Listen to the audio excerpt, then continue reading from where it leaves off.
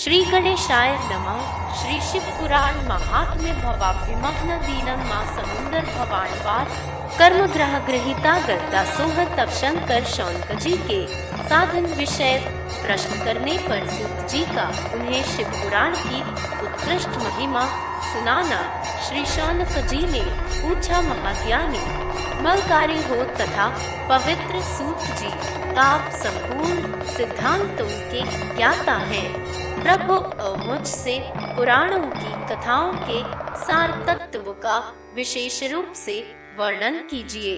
ज्ञान और वैराग्य सहित भक्ति से प्राप्त होने वाले विवेक की वृद्धि कैसे होती है तथा साधु पुरुष किस प्रकार अपने काम क्रोध आदि मानसिक विकारों का निवारण करते हैं। इस घोर कलिकाल में जीव प्रायः आसुर स्वभाव के हो गए हैं। उस जीव समुदाय को शुंज देवी संपत्ति से युक्त बनाने के लिए सर्वश्रेष्ठ उपाय क्या है? आप इस समय मुझे ऐसा कोई शाश्वत साधन बताइए जो कल्याणकारी वस्तुओं में भी सबसे उत्कृष्ट एवं परम मंगलकारी हो तथा पवित्र करने वाले उपायों में भी सर्वोत्तम पवित्र कारक उपाय हो। तात वह साधन ऐसा हो जिसके अनुष्ठान से शीघ्र ही अंतःकरण की विशेष शुद्धि हो जाए तथा उससे निर्मल चित्त वाले पुरुष को सदा के लिए शिव की प्राप्ति हो जाए।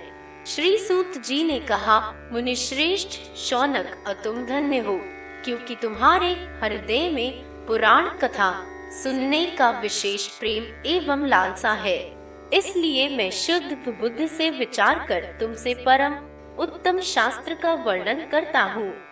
वत्स, वह संपूर्ण शास्त्रों के सिद्धांत से संपन्न, भक्ति आदि को बढ़ाने वाला तथा भगवान शिव को संतुष्ट करने वाला है।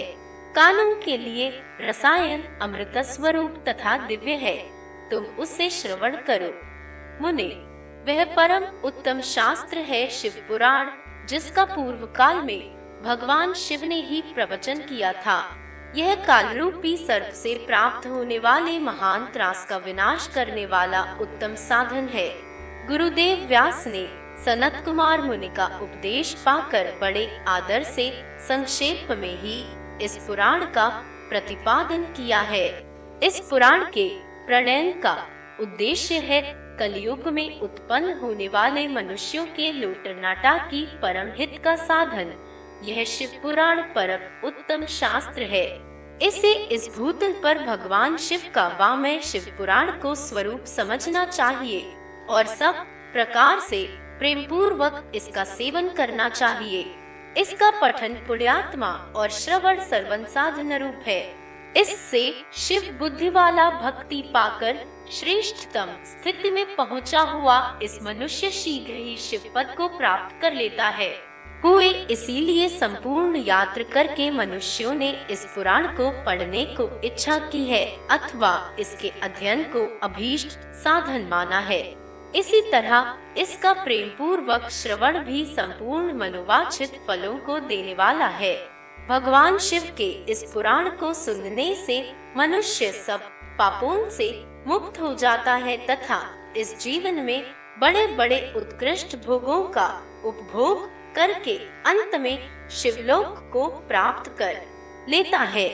यह शिव पुराण नामक ग्रंथ 24,000 श्लोकों से युक्त है। इसकी 7 संहिताएं हैं। मनुष्य को चाहिए कि वह भक्ति, ज्ञान और वैराग्य से संपन्न हो बड़े आदर से इसका श्रवण करे। 7 संहिताओं से युक्त यह दिव्य शिव पुराण परब्रह्म परमात्मा के समान विराजमान है और सबसे उत्कृष्ट गति प्रदान करने वाला है।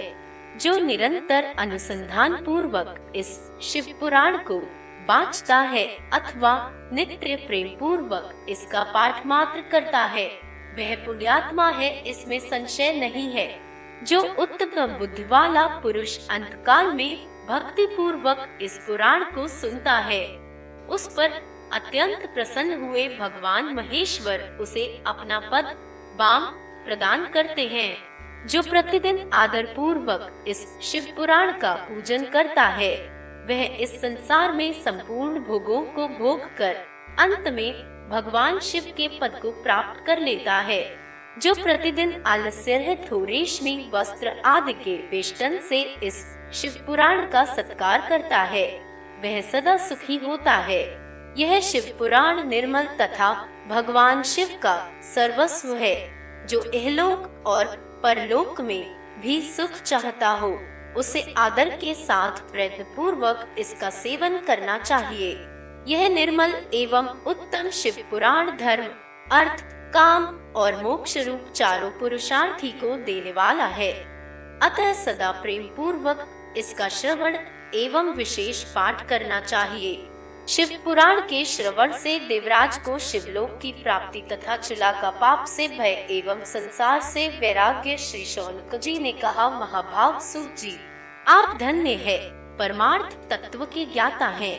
आपने कृपा करके हम लोगों को यह बड़ी अद्भुत एवं दिव्य कथा सुनाई है। भूतल पर इस कथा के समान कल्याण का श्री शिव पुराण सर्वश्रेष्ठ साधन दूसरा कोई नहीं है। यह बात हमने आज आपकी कृपा से निश्चय पूर्वक समझ ली। सूत जी, कलयुग में इस कथा के द्वारा कौन कौन से पापी शुद्ध होते हैं, उन्हें कृपा पूर्वक बताइए, अत्यंत जगत को कृतार्थ कीजिए। सूत जी बोले, मुने, जो मनुष्य पापी, दुरावारी, खल तथा काम क्रोध आदि में निरंतर डूबे रहने वाले हैं, वे भी इस पुराण के श्रवण घटन से अवश्य ही शुद्ध हो जाते हैं। इसी विषय में जानकार मुनि इस प्राचीन इतिहास का उदाहरण दिया करते हैं, जिसके श्रवण माह से पापों का पूर्णतया नाश हो जाता है। पहले की बात है, कहीं किरातों के नगर में एक ब्राह्मण रहता था, जो ज्ञान में अत्यंत दुर्बल, दरिद्र, रस बेचने वाला तथा वैदिक धर्म से विमुख था। वह स्नान, संध्या आदि कमों से भ्रष्ट हो गया था और वैश्यवृत्ति में तत्पर रहता था। उसका नाम था देवराज। वह अपने ऊपर विश्वास करने वाले लोगों को ठगा करता था। उसने ब्राह्मणों, क्षत्रियों, वैश्यों, शूद्रों तथा दूसरों को भी अनेक बहानों से मारकर उनका धन हड़प लिया था। परंतु उस पापी का थोड़ा सा भी धन कभी धर्म के काम में नहीं लगा था। वह वेश्यागामी तथा सब प्रकार से आचार भ्रष्ट था। एक दिन घूमता घामता वह देवयोग से प्रतिष्ठानपुर झूसी प्रयाग में जा पहुंचा। वहां उसने एक शिवालय देखा, जहां बहुत से साधु महात्मा एकत्र हुए थे। देवराज उस शिवालय में ठहर गया, किंतु वहां उस ब्राह्मण को ज्वर आ गया। उस ज्वर से उसको बड़ी पीड़ा होने लगी। वहां एक ब्राह्मण देवता शिव पुराण की कथा सुना रहे थे। ज्वर में पड़ा हुआ देवराज ब्राह्मण के मुखारविंद से निकली हुई उस शिवकथा को निरंतर सुनता रहा। 1 मास के बाद वह ज्वर से अत्यंत पीड़ित होकर चल बसा। यमराज के दूत आए और उसे पाशों से बांधकर बलपूर्वक यमपुरी में ले गए। इतने में ही शिवलोक से भगवान शिव के पार्षदगण आ गए। उनके गौर अग कर्पूर के समान उज्ज्वल थे, हाथ त्रिशूल से सुशोभित हो रहे थे। उनके संपूर्ण अंग भस्म से उदासित थे और रुद्राक्ष की मालाएं उनके शरीर की शोभा बढ़ा रही थी। वे सब के सब क्रोध पूर्वक यमपुरी में गए और यमराज के दूतों को मार पीट कर बारंबार धमकाकर उन्होंने देवराज को उनके चंगुल से छुड़ा लिया और अत्यंत अद्भुत विमान घर बिठाकर जब वे शिवदूत कैलाश जाने को उद्यत हुए, उस समय यमपुरी में बड़ा भारी कोलाहल मच गया। उस कोलाहल को सुनकर धर्मराज अपने भवन से बाहर आए। साक्षात दूसरे रुद्रों के समान प्रतीत होने वाले उन चारों दूतों को देखकर धर्मज्ञ धर्मराज ने उनका विधि पूर्वक पूजन किया और ज्ञान दृष्टि से देखकर सारा वृत्तांत जान लिया। उन्होंने भय के कारण भगवान शिव के उन महात्मा दूतों से कोई बात नहीं पूछी, उल्टे असब की पूजा एवं प्रार्थना की। तत्पश्चात वे शिवदूत कैलाश को चले गए और वहां पहुंचकर उन्होंने उस ब्राह्मण को दयासागर सांब शिव के हाथों में दे दिया। शौनक जी ने कहा, महाभाग सूत जी, आप सर्वज्ञ हैं। महामते आपके कृपा प्रसाद से मैं बारंबार कृतार्थ हुआ। इस इतिहास को सुनकर मेरा मन अत्यंत आनंद में निमग्न हो रहा है। अतः अब भगवान शिव में प्रेम बढ़ाने वाली शिव संबंधिनी दूसरी कथा को भी कहिए। श्री सूत जी बोले, शौनक सुनो, मैं तुम्हारे सामने गोपनीय कथा वस्तु का भी वर्णन करूंगा, क्योंकि तुम शिव भक्तों में अप्रगण्य तथा वेदवेत्ता में श्रेष्ठ हो। समुद्र के निकटवर्ती प्रदेश में एक बाष्कल नामक ग्राम है, जहाँ वैदिक धर्म से विमुख महापापी द्विज निवास करते हैं। वे सब के सब बड़े दुष्ट हैं। उनका मन दूषित विषय भोगों में ही लगा रहता है। वे न देवताओं पर विश्वास करते हैं, न भाग्य पर। वे सभी कुटिल वृत्ति वाले हैं, किसानी करते और भांति भांति के घातक अस्त्र शस्त्र रखते हैं। वे व्यभिचारी और खल हैं।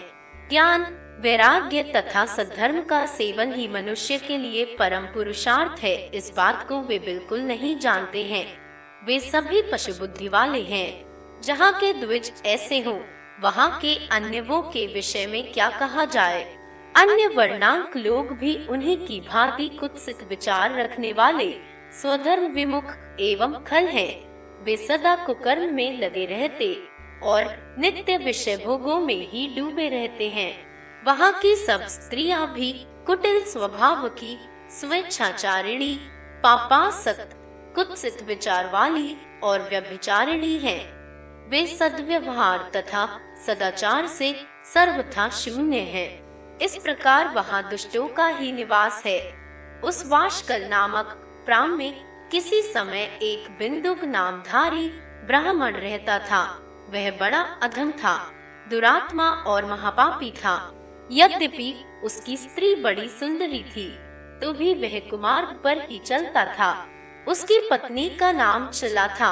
वह सदा उत्तम धर्म के पालन में लगी रहती थी, तो भी उसे छोड़कर वह दुष्ट ब्राह्मण वेश्यागामी हो गया था। इस तरह कुकर्म में लगे हुए उस बिंदुक के बहुत वर्ष व्यतीत हो गए। उसकी स्त्री चशुला काम से पीड़ित होने पर भी स्वधर्मनाश के भय से क्लेश सहकर भी दीर्घ काल तक धर्म से भ्रष्ट नहीं हुई, परंतु दुराचारी पति के आचरण से प्रभावित हो आगे चलकर वह स्त्री भी दुराचारिणी हो गई। इस तरह दुराचार में डूबे हुए उन्मूढ़ चित्त वाले पति पत्नी का बहुत सा समय व्यर्थ बीत गया। तदनंतर शूद्र जातीय वेश्या का पति बना हुआ वह दूषित बुद्धि वाला दुष्ट ब्राह्मण बिंदुक समयानुसार मृत्यु को प्राप्त हो नरक में जा पड़ा। बहुत दिनों तक नरक के दुख भोग कर वह मूल पहात में बुद्धि पापी विंध्य पर्वत पर भयंकर पिशाच हुआ। इधर उस दुराचारी पति बिंदुक के मर जाने पर वह मुहृदया चक्षुला बहुत संवत्सर पुत्रों के साथ अपने घर में ही रही।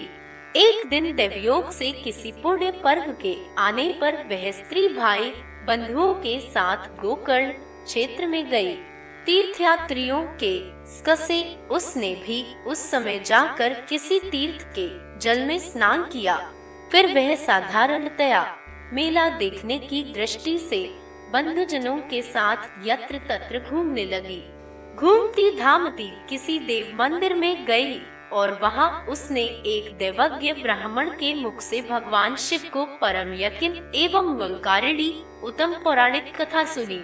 कथावाचक ब्राह्मण कह रहे थे कि जोखियां पर पुरुषों के साथ व्यभिचार करती हैं, वे मरने के बाद जब यमलोक में जाती हैं, तब यमराज के दूत उनकी योनि में तपे हुए लोहे का परिख डालते हैं। जब पौराणिक ब्राह्मण के मुंह से यह वैराग्य बढ़ाने वाली कथा सुनकर चशुला भय से व्याकुल हो वहां कांपने लगी।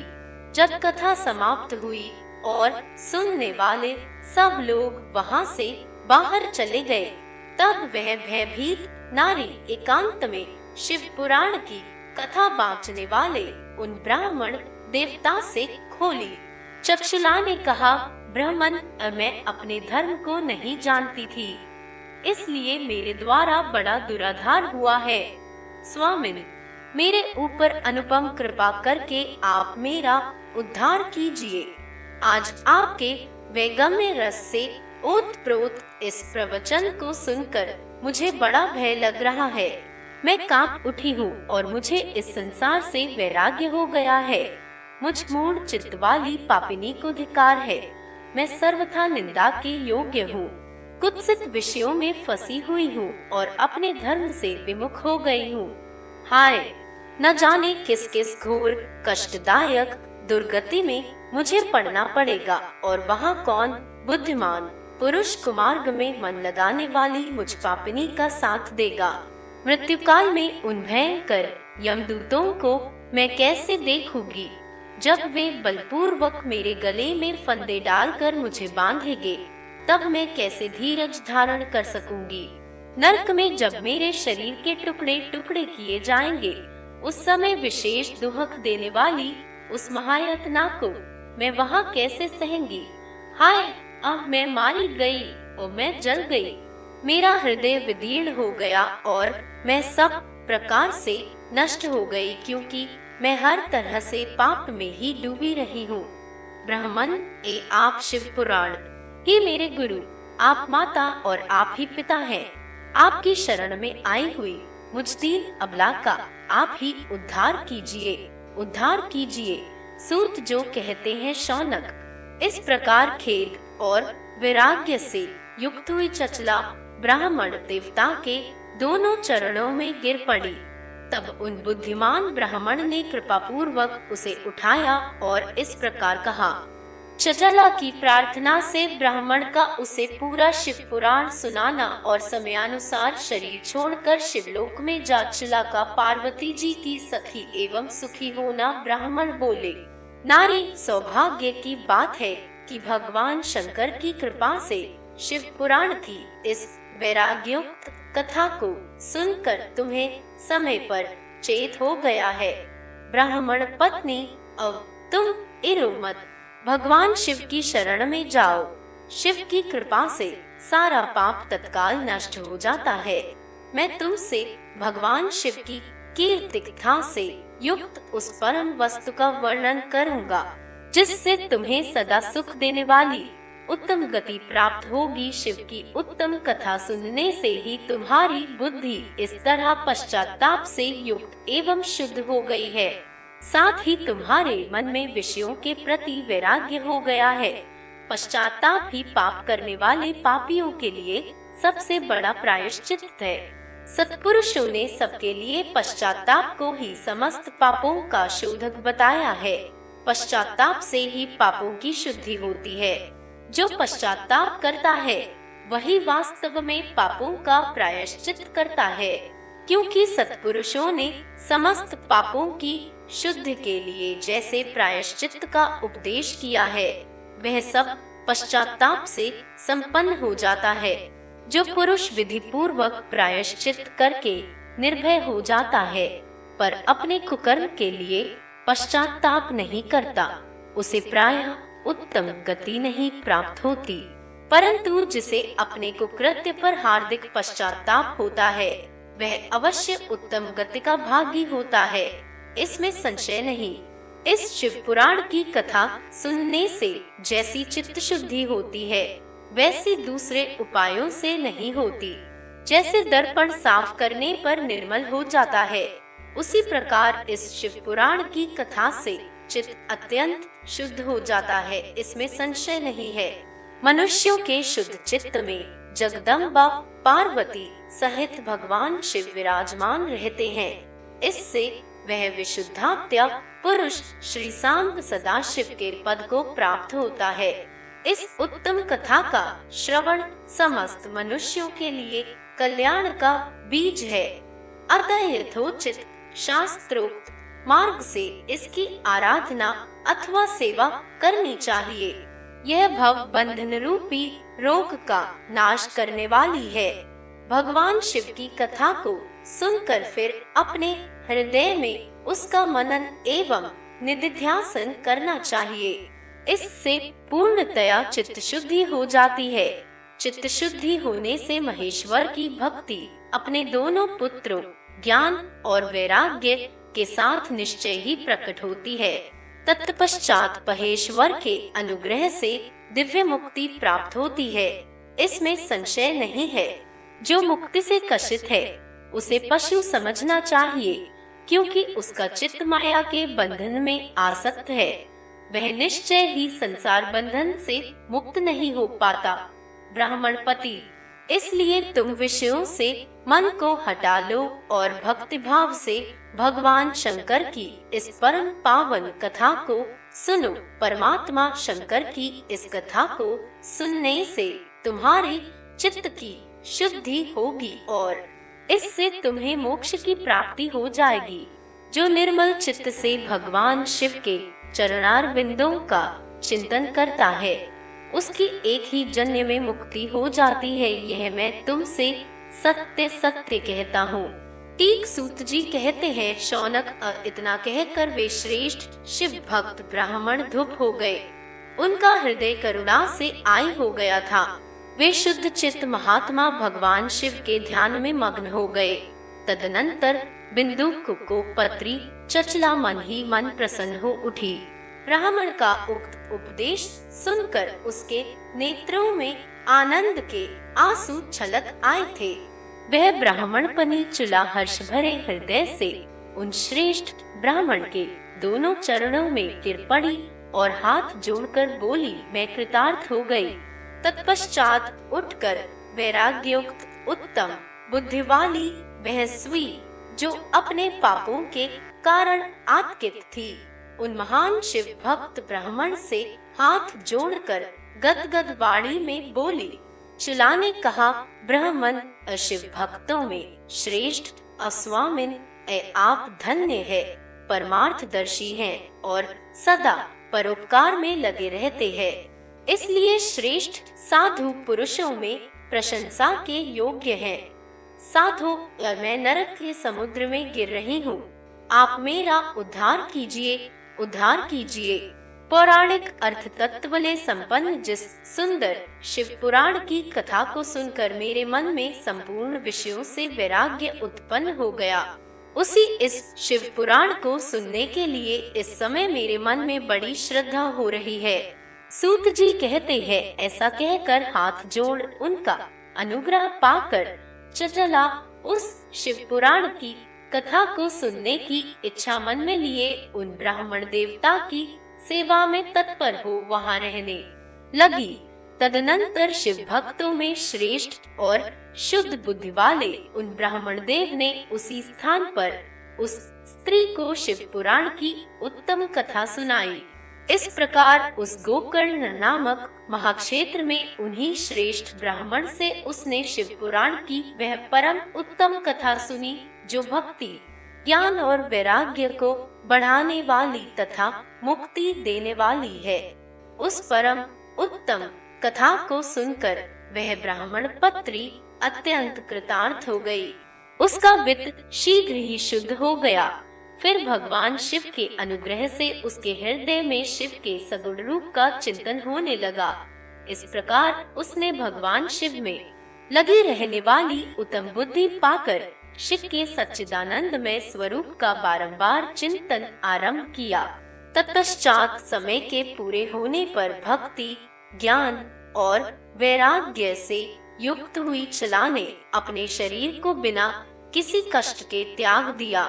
इतने में ही त्रिपुर शत्रु भगवान शिव का भेजा हुआ एक दिव्य विमान द्रुत गति से वहां पहुंचा, जो उनके अपने गणों से संयुक्त और भांति भौतिक के शोभा साधनों से संपन्न था। चचला उस विमान पर आरूढ़ हुई और भगवान शिव के श्रेष्ठ पार्षदों ने उसे तत्काल शिवपुरी में पहुंचा दिया। उसके सारे मल धुल गए थे। वह दिव्य रूप धारिणी दिव्यागना हो गई थी। उसके दिव्य अवयव उसकी शोभा बढ़ाते थे। मस्तक पर अर्धचंद्र का मुकुट धारण किए वह गौराडी देवी शोभाशाली दिव्य आभूषणों से विभूषित थी। शिवपुरी में पहुंचकर उसने सनातन देवता त्रिनेत्रधारी महादेव जी को देखा। सभी मुख्य मुख्य देवता उनकी सेवा में खड़े थे। गणेश, भृगि, नंदीश्वर तथा वीरभद्रेश्वर आदि उनकी सेवा में उत्तम भक्तिभाव से उपस्थित थे। उनकी अगकांति करोड़ों सूर्यों के समान प्रकाशित हो रही थी। कंठ में नील चिन्ह शोभा पाता था। 5 मुख और प्रत्येक मुख में 3-3 नेत्र थे। मस्तक पर अर्धचंद्राकार मुकुट शोभा देता था। उन्होंने अपने वामान भाग में गौरी देवी को बिठा रखा था, जो विद्युत पुखे समान प्रकाशित थी। गौरीपति महादेव जी की कांति कपूर के समान गौर थी। उनका सारा शरीर श्वेत भस्म से मासित था। शरीर पर श्वेत वक्ष शोभा पा रहे थे। इस प्रकार परम उज्जवल भगवान शंकर का दर्शन करके वह ब्राह्मण पत्री चुला बहुत प्रसन्न हुई। अत्यंत प्रीतियुक्त होकर उसने बड़ी उतावली के साथ भगवान को बारंबार प्रणाम किया। फिर हाथ जोड़कर वह बड़े प्रेम, आनंद और संतोष से युक्त हो विनीत भाव से खड़ी हो गई। उसके नेत्रों से आनंदानुओं की अविरल धारा बहने लगी तथा संपूर्ण शरीर में रोमांच हो गया। उस समय भगवती पार्वती और भगवान शंकर ने उसे बड़ी करुणा के साथ अपने पास बुलाया और सौम्य दृष्टि से उसकी ओर देखा। पार्वती जी ने तो दिव्य रूप धारिणी बिंदुक प्रिया चुला को प्रेम पूर्वक अपनी सखी बना लिया। वह उस परमानंद धन ज्योतिः स्वरूप सनातन धाम में अविचल निवास पाकर दिव्य सौख्य से संपन्न हो अक्षय सुख का अनुभव करने लगी। चुला के प्रयत्न से पार्वती जी की आज्ञा पाकर तुम्बुरु का विंध्य पर्वत पर शिव पुराण की कथा सुनाकर बिंदुक का पिशाचुने से उद्धार करना तथा उन दोनों दंपति का शिवधाम में सुखी होना। सूत जी बोले, शौनक, एक दिन परमानंद में निमग्न हुई चुला ने उमा देवी के पास जाकर प्रणाम किया और दोनों हाथ जोड़कर वह उनकी स्तुति करने लगी।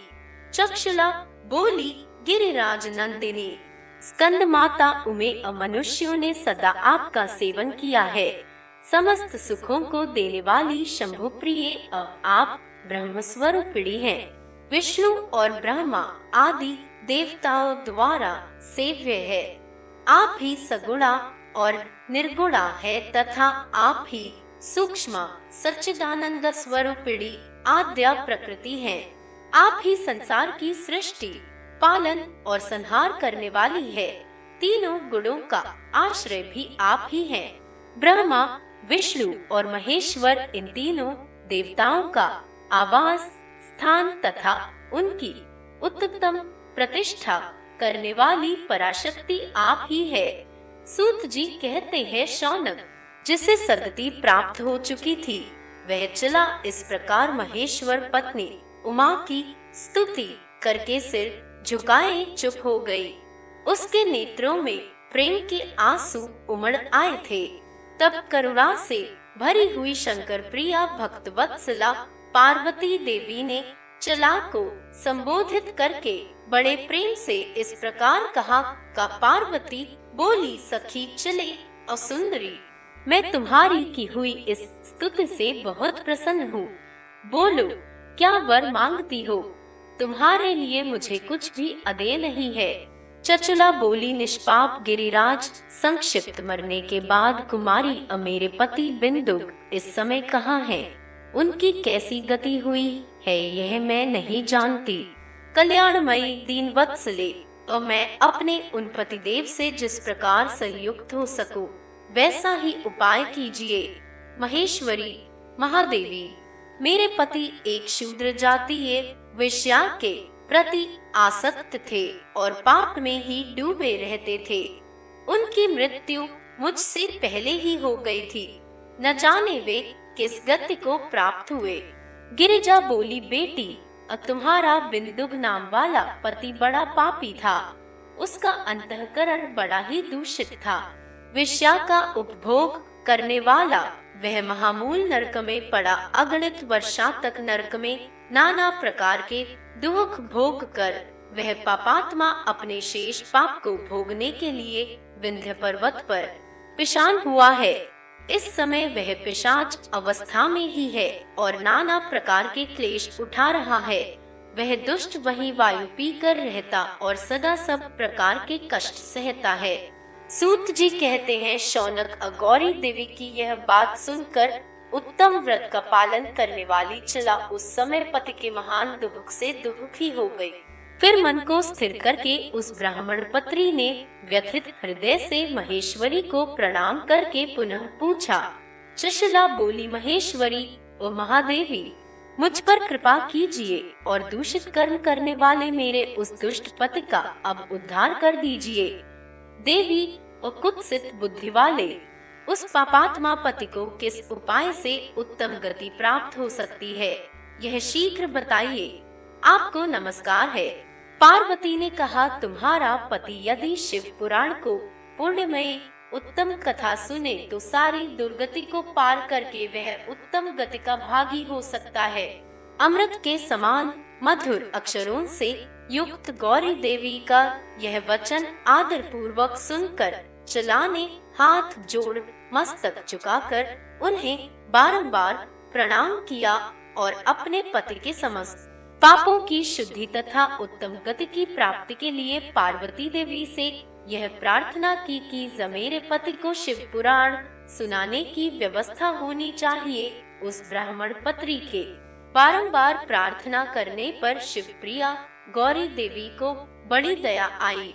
उन भक्तवत्सला महेश्वरी गिरिराज कुमारी ने भगवान शिव की उत्तम कीर्ति का गान करने वाले गंधर्वराज तुम्बुरु को बुलाकर उनसे प्रसन्नता पूर्वक इस प्रकार कहा, जब तुम्बुरु और तुम्हारी भगवान शिव में प्रीति है, तुम मेरे मन की बातों को जानकर मेरे अभीष्ट कार्यों को सिद्ध करने वाले हो। इसलिए मैं तुमसे एक बात कहती हूँ, तुम्हारा कल्याण हो। तुम मेरी इस सखी के साथ शीघ्र ही विंध्य पर्वत पर जाओ। वहीं एक महाघोर और भयंकर पिशाच रहता है, उसका वृत्तांत तुम आरंभ से ही सुनो। मैं तुमसे प्रसन्नता पूर्वक सब कुछ बताती हूँ।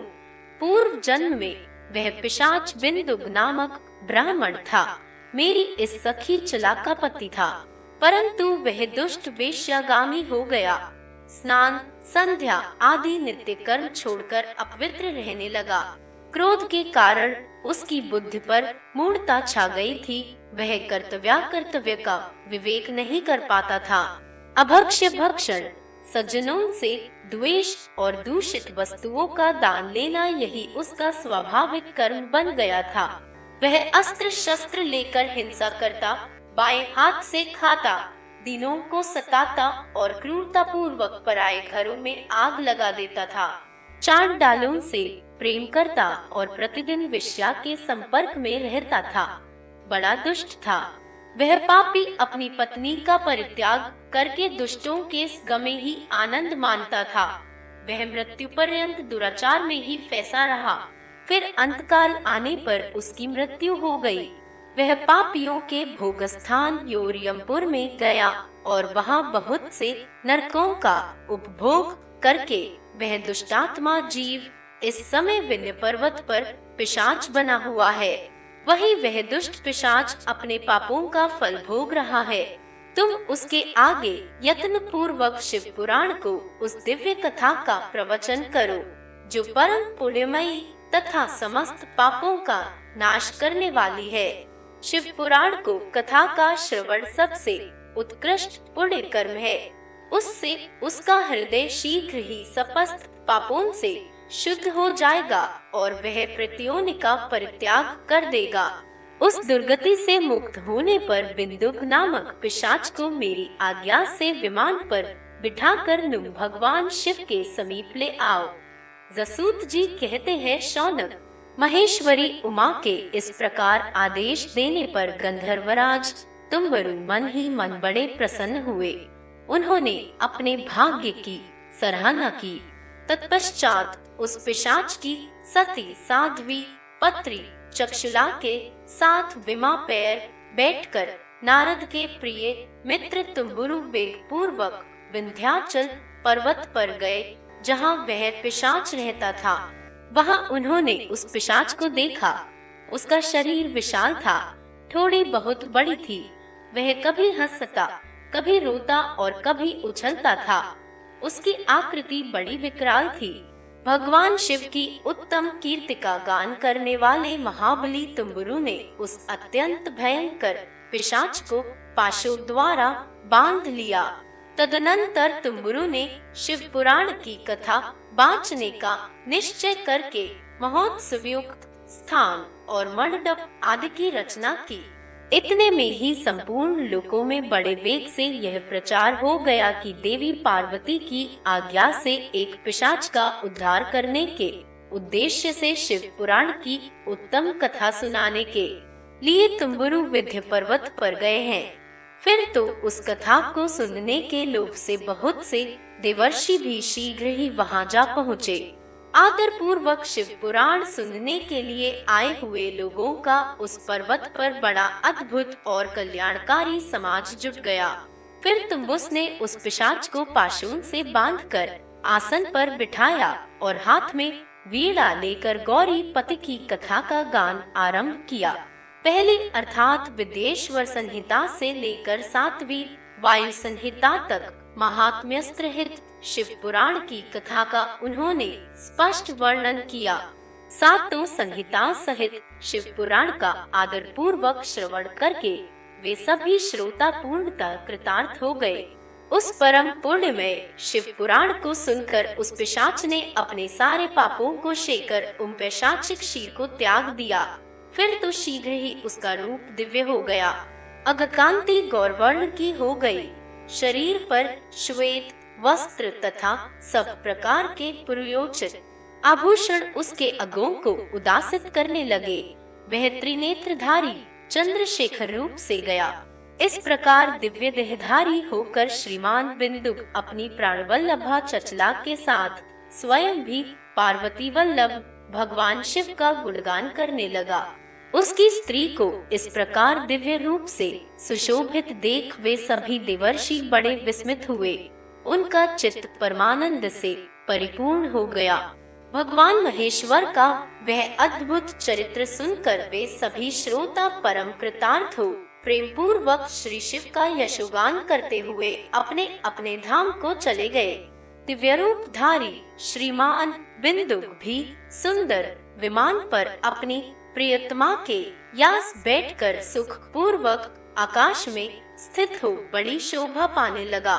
तदनंतर महेश्वर के सुंदर एवं मनोहर गुणों का गान करता हुआ वह अपनी प्रियतमा तथा तुम्बुरु के साथ शीघ्र ही शिवधाम में जा पहुंचा।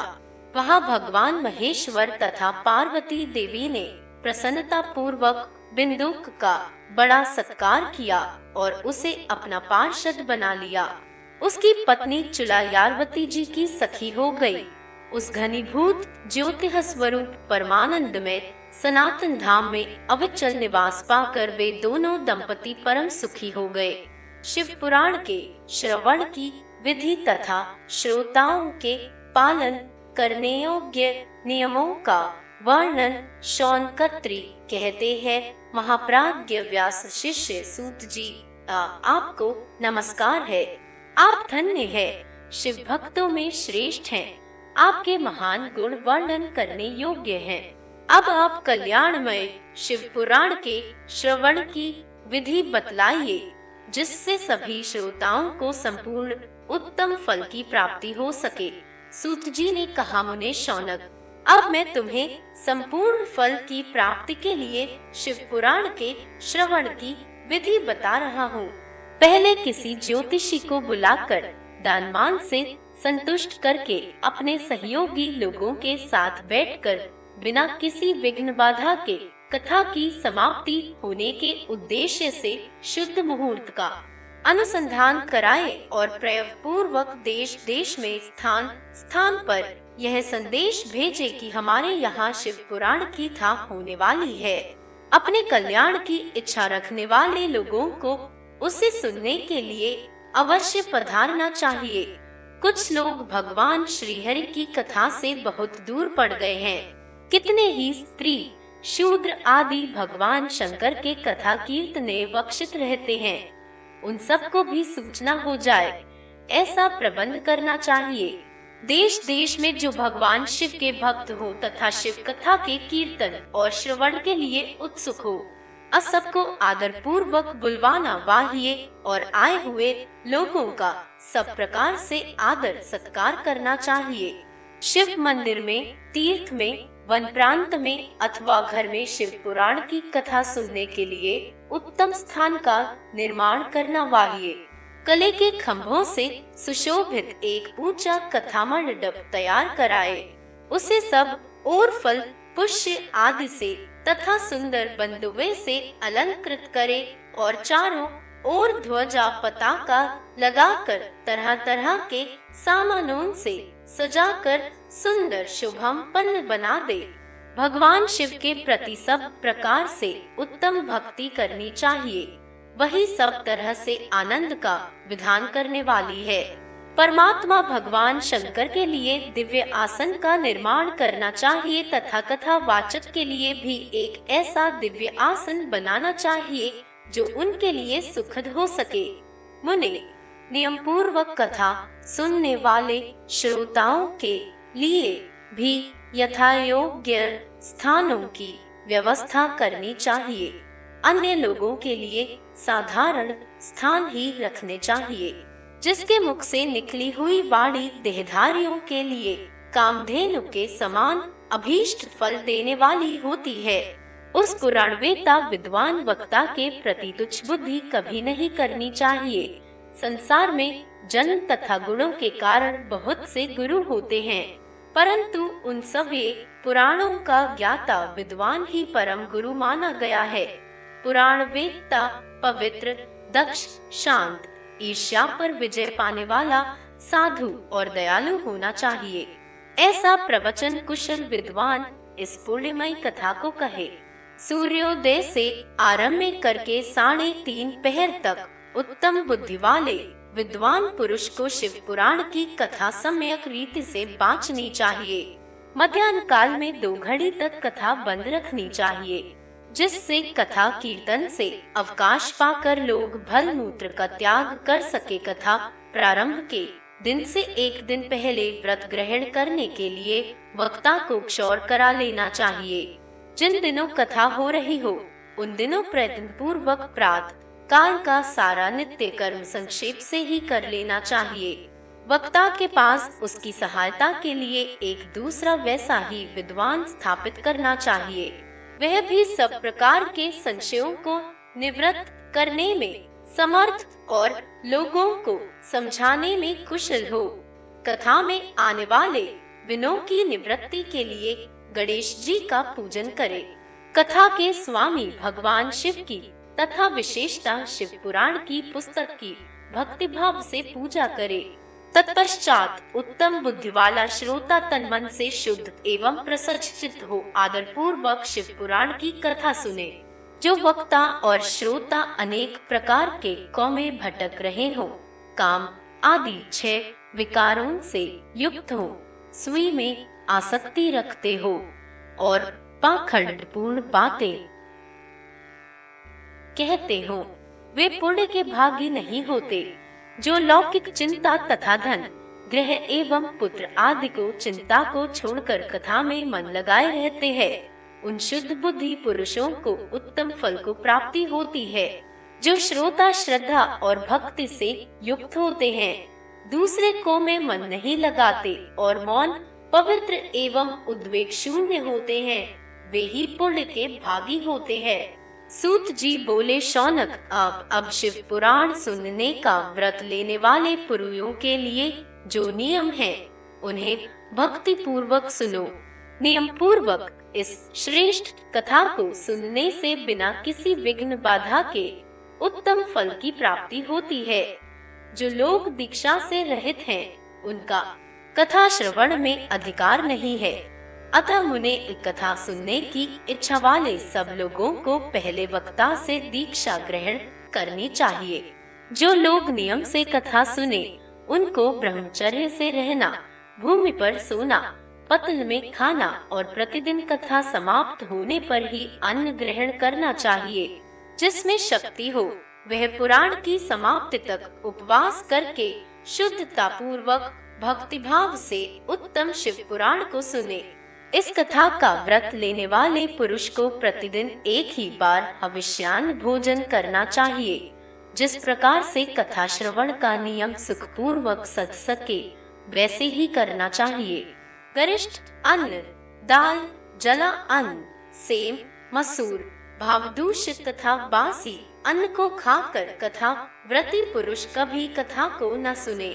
जिसने कथा का व्रत ले रखा हो वह पुरुष प्याज, लहसुन, हींग, गाजर, मादक वस्तु तथा आमिष कही जाने वाली वस्तुओं को त्याग दे।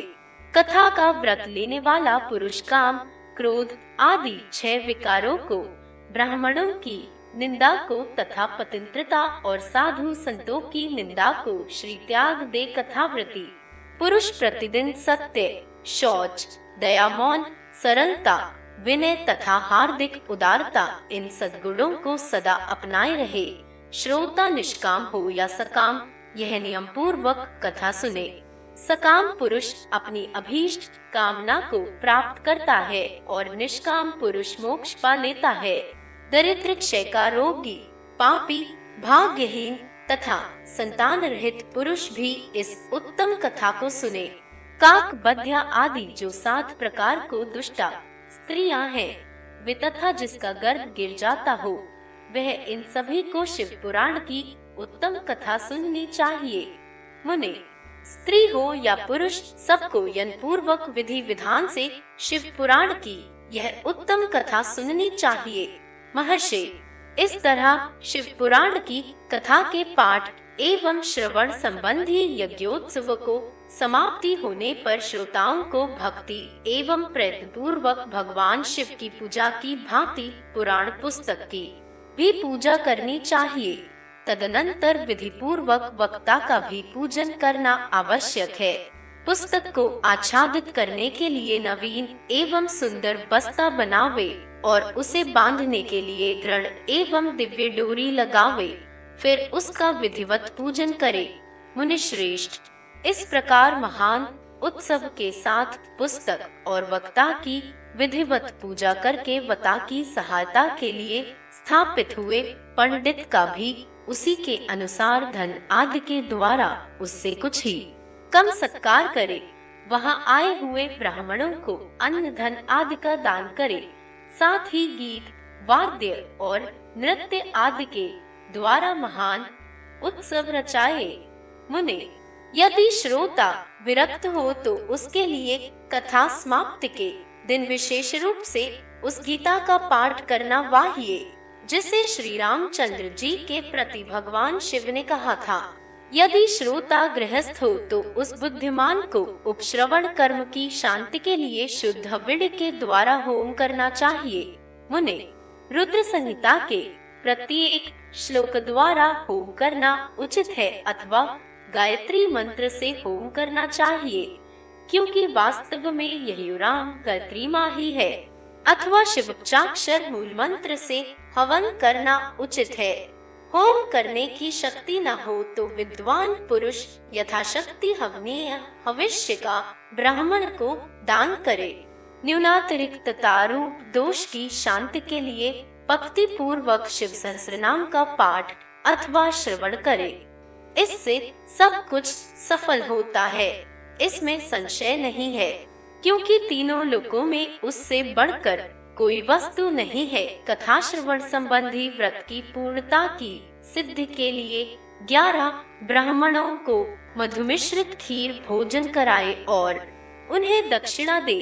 मुने, यदि शक्ति हो तो 3 तोले सोने का एक सुंदर सिंहासन बनवाए और उस पर उत्तम अक्षरों में लिखी अथवा लिखाई हुई शिव पुराण की पोथी विधि पूर्वक स्थापित करे।